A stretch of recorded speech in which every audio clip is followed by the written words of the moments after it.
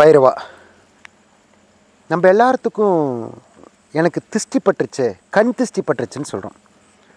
கல்லடியில் தப்புனாலும் தப்பலாம், கண்ணடியில் தப்ப முடியாதுன்னு சொல்லுவாங்க. இந்த கண் திஷ்டி போக்க வியாழக்கிழமையோ அல்லது ஞாயிற்றுக்கிழமையோ ஒன்றுமே இல்லை. நம்ம கிராமத்தில் பெரியவங்க தாத்தா பாட்டிலாம் பண்ணுவாங்க, அம்மாலாம் பண்ணுவாங்க. எல்லாத்து வீட்டில் உலக்கு படி இருக்கும். அந்த படியில் 4 உப்பு 2 மிளகாய் போட்டு சுற்றுவாங்க.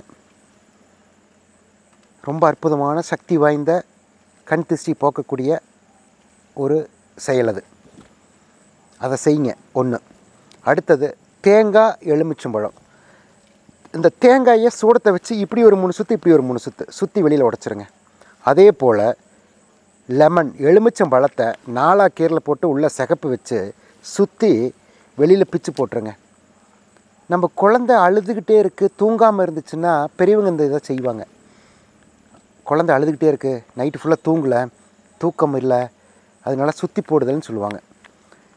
அதே போல் வீட்டுக்கு முன்னாடி நிலவுக்கு முன்னாடி ஒரு லெமனை 2ஆக கட் பண்ணி சிகப்பு தொடவி முன்னாடி வைப்பாங்க. கண் திஷ்டி போக்குறதுக்கு இதெல்லாம் ஒரு சின்ன வழி. இந்த வழியை செயல்படுத்துங்க, கடைபிடிங்க. வீட்டுக்கு லக்ஷ்மி உள்ளே கொண்டுட்டு வரணும்னா அதே எலுமிச்சம்பழத்தில் எலுமிச்சங்கனியில் 2ஆக வெட்டி மஞ்சளை தடவுங்க. மஞ்சளை தடவி லக்ஷ்மி ஒரு வீட்டுக்கு ஒரு வெளிச்சம், வீட்டில் ஒரு டல்லு, ஒரு ஹாப்பி இல்லை அப்படின்னா 2 நிலவுக்கு பக்கத்தில் மஞ்சளை தடவி வீட்டுக்கு வெளியில் வைங்க. டெய்லி காலையில் மாற்றுங்க. ஒரு ஆண் செய்யலாம், பெண் செய்யலாம். நம்ம மனைவி தான் அதை செய்யணுங்கிறது கிடையாது. நம்ம ஆண்கள் கூட அதை செய்யலாம். ரெகுலராக அதை பண்ணி பாருங்கள், வச்சு பாருங்கள். கண் திஷ்டி போகிறதுக்கு லெமனில் எலுமிச்சங்கனியில் சிகப்பு வைங்க. லக்ஷ்மி உள்ளே கொண்டுட்டு வரக்கு வீட்டில் ஒரு இருளண்ண மாதிரி இருக்குது, ஒரு பிரைட் இல்லை அப்படின்னு நினச்சிங்கன்னா மஞ்சளை தடவுங்க. தடவி வச்சு பாருங்கள். கண்டிப்பாக இந்த கண் திஷ்டிக்கு கல்லடியில் தப்பினாலும் தப்பலாம், கண்ணடியில் தப்பவே முடியாதுன்னு சொல்லுவாங்க. அதுதான் பார்வை. கண்ணுங்கிறது ஒரு ஒளி, ஒரு பவர். எப்படி ஒரு கேமராவுக்கு ஒரு லென்ஸு பவரோ அது மாதிரி கண்ணுக்கு லென்ஸு அவ்வளோ சக்தி இருக்குது. இன்றைக்கி பெண்கள் அதில் ரொம்ப ரொம்ப இருப்பாங்க. ஒரு ஆப்போசிட்டில் ஒரு பெண் வரான ஒரு நகை போட்டிருந்தா சாரியோ அது மாதிரி அந்த பார்வை தான், அந்த பார்வை தான் நம்மளை அடிச்சிருன்னு சொல்லுவாங்க. அவங்களோட எண்ணங்கள் என்ன வருதோ, எண்ணம் தான் நம்ம செயல்பாடே, எண்ணம் தான் ஒரு ஒளியே. அந்த ஒளி கண்ணில் நமக்கு அடிச்சிருன்னு சொல்கிறாங்க.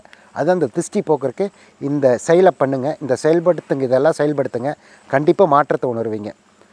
கண் திஷ்டிக்கு பெரிய சக்தி உண்டு. அந்த கண் திஷ்டி பாசிட்டிவாக அவங்க நம்மளை பார்த்தாங்கன்னா நல்லது நடக்கும். கெட்ட எண்ணத்தில் கண் பார்வையை விட்டு விழுந்துட்டோம் அப்படின்னா கெட்டது நடக்கும். இதுதான் கண் திஷ்டின்னு சொல்கிறோம்.